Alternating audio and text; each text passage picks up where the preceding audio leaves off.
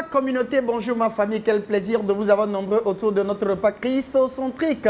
Une dévotion quotidienne de notre vraie identité avec Christ. Christ Koscielny est mon nom. C'est toujours un plaisir pour moi de vous servir ce repas. Allons-y directement à la prière. Abba Père, nous te disons merci pour la gloire, pour la grâce que tu nous as donnée en Christ. Papa, merci de nous avoir rachetés sous la loi, sous la mort, et tu nous as ramenés à la vie et la vie éternelle. Papa, nous demandons à connaître les réalités de ce salut au nom précieux de Jésus. Papa, illumine-nous, Papa. Révèle-toi à nous au nom précieux de Jésus. Père, nous te disons merci, nous glorifions ton nom, nous sanctifions ton nom. Papa, tu es digne d'être loué, tu es digne d'être glorifié. Éternel des armées, que prions-nous sans toi, Papa? Merci, Papa. Révèle-toi à nous puissamment à travers ce repas. Papa, tout ce que tu n'as pas planté en nous, pendant que nous sommes en train de donner ce repas, pendant que nous sommes en train de voir les lignes de ce repas, Papa, détruis-les au nom précieux de Jésus.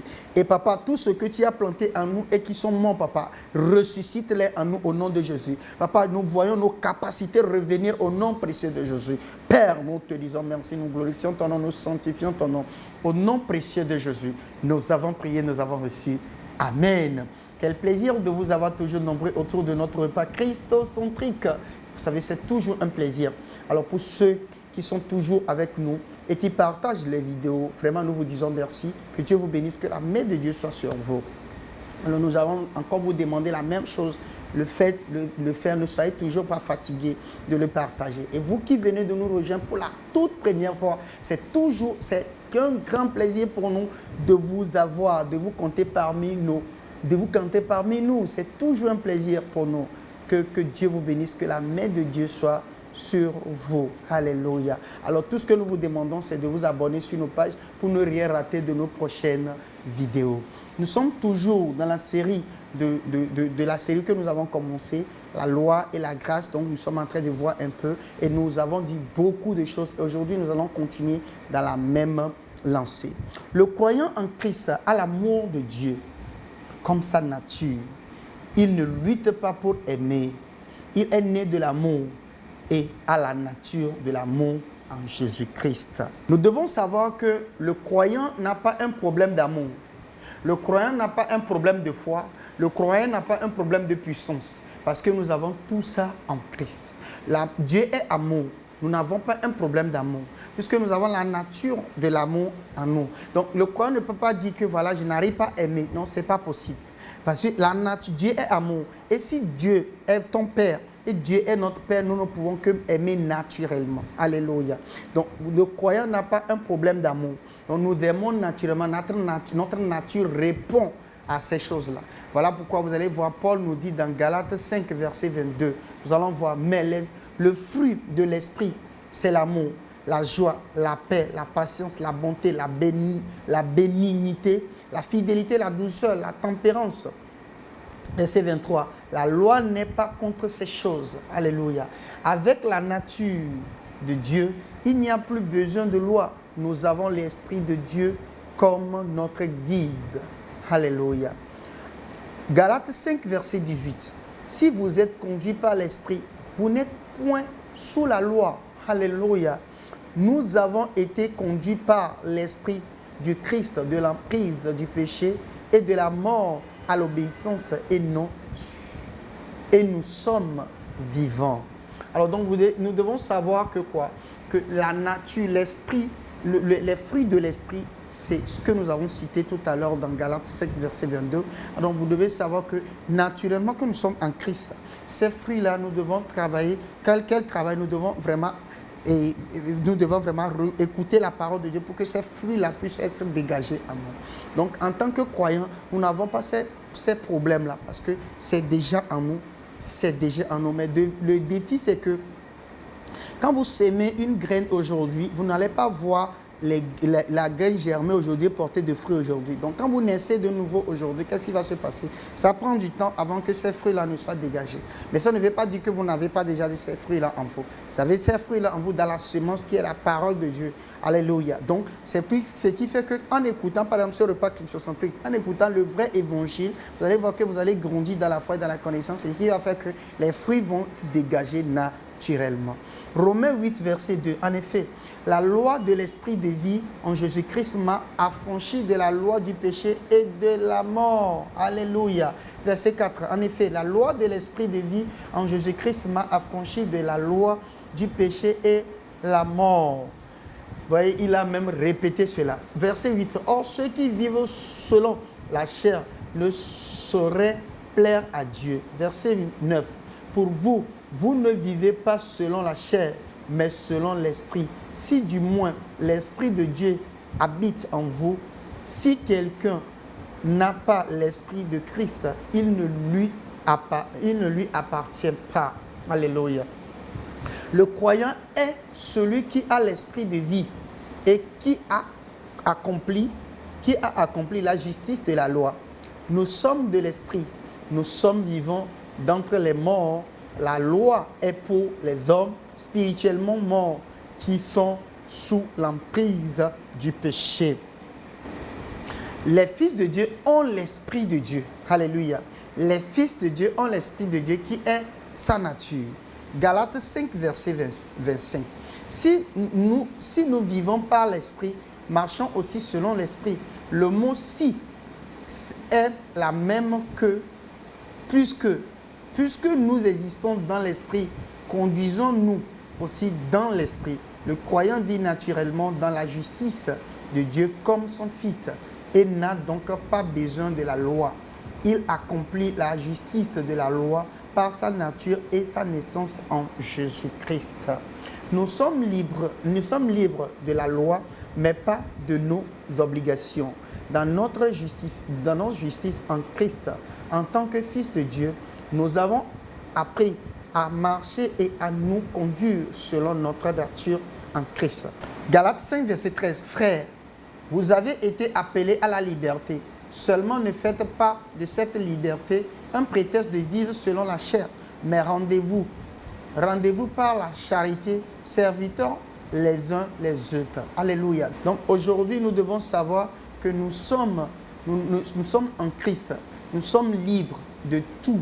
Mais nous n'allons pas utiliser cette liberté pour vivre selon la chair. Parce que vivre selon la chair, c'est vivre contrairement à l'esprit. Donc, étant donné que l'esprit de Dieu en nous, nous devons vivre selon l'esprit. Comment vivre selon l'esprit? C'est par la parole de Dieu. Voilà pourquoi il est très important pour quelqu'un qui est né de nouveau, qui a reçu l'esprit de Dieu en lui, doit être rempli de la parole pour que l'esprit puisse vraiment l'utiliser. Alors, vous voyez des chrétiens qui n'arrivent pas, qui vivent selon la chair. Des fois, vous allez penser que ces personnes ne sont pas nées de nouveau. Non, généralement, beaucoup de ces personnes sont nées de nouveau, sauf qu'ils manquent de la connaissance, ou bien elles manquent de la connaissance pour pouvoir vraiment vivre selon l'esprit.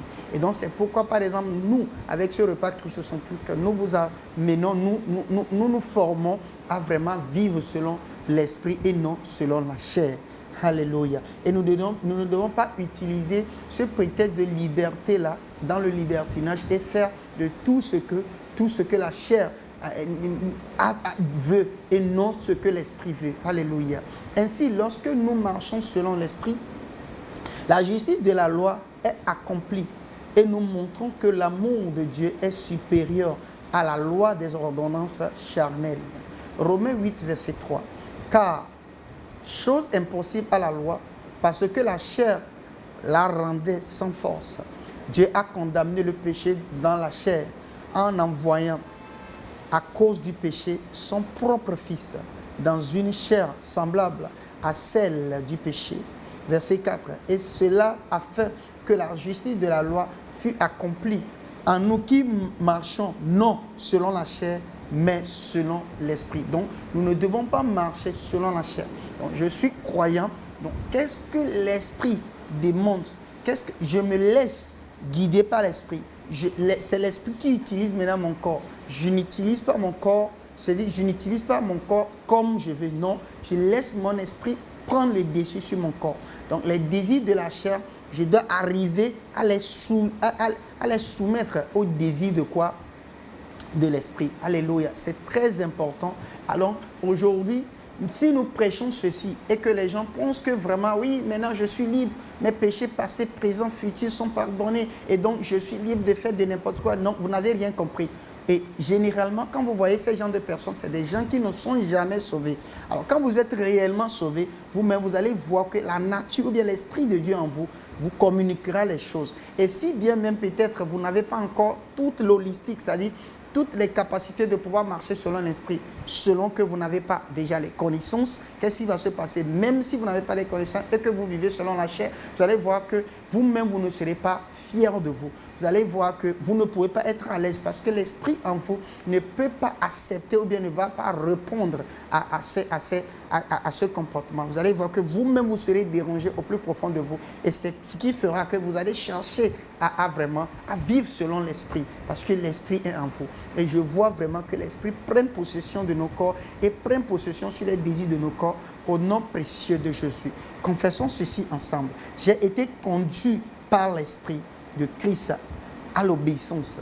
J'agis naturellement dans la nature d'amour de Dieu. Alléluia. On le confesse encore ensemble. J'ai été conduit par l'esprit de Christ à l'obéissance. J'agis naturellement dans la nature d'amour de Dieu. Alléluia. Quel plaisir de le savoir. Alors, Éternel des armées, nous te disons merci.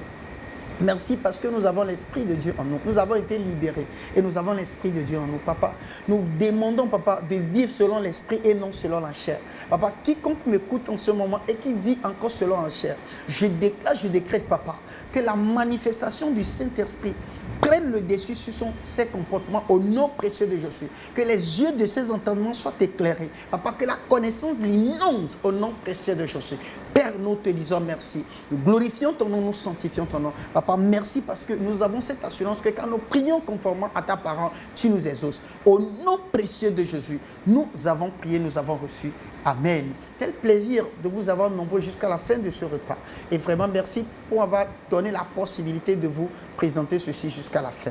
Alors, pour ceux qui ont des questions ou bien un accompagnement spécifique à faire, à demander, n'hésitez pas à nous envoyer des messages sur le numéro qui s'affiche ou bien sur le mail qui s'affiche. Et tout en espérant vous voir demain à la même heure sur la même plateforme. N'oubliez pas, je suis Christ Kossi-Aglé, votre serviteur. Je vous dis, le royaume des cieux est en puissance. Amen. Que Dieu vous bénisse, que la main de Dieu soit sur vous. Je vous aime. Bonne journée à vous. Hello. I hope you have been blessed by that wonderful message. The Bible says, man shall not live by bread alone, but by every word of God. For you to grow spiritually, you need to hear, study, and meditate on the Word. You need to not only hear, but to also read and see. And that is why you need the Christocentric meal. To order this life-changing book and other titles, DVDs, and CDs by Dr. Abel Damina, call the number or email the address on the screen. This is a book that reveals to you who you are in Christ, what you have in Christ, and what Christ can do through you. This book interprets and breaks down the Word into daily meals, making it easier for you to understand and study, build up and strengthen your inner man, all the while growing your relationship with God and your confidence as a believer.